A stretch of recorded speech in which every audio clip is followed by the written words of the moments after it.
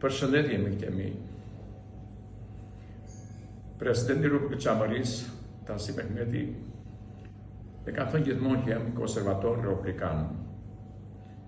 Që do të thotë, unë jam kontribut i Partisë Demokratike që nga prindët e mi, gjëllarët e mi,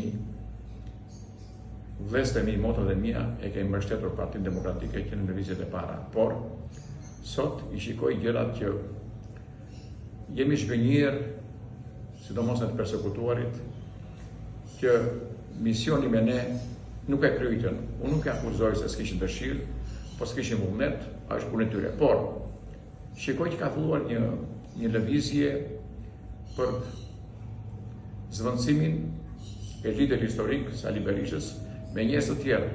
Unë mendoj që Sali Berisha do të hap krahun, të vinë djemë dhe vajza që Partia Demokratike dhe Kombi Shqiptar ka plot që të bëjë rotacionin. Unë mendoj këtë si president i Çamërisë, që të sfidosh Edi Ramën duhet një grua të Partia Demokratike e modelit të Edi Ramës. Dhe unë të them disa emra.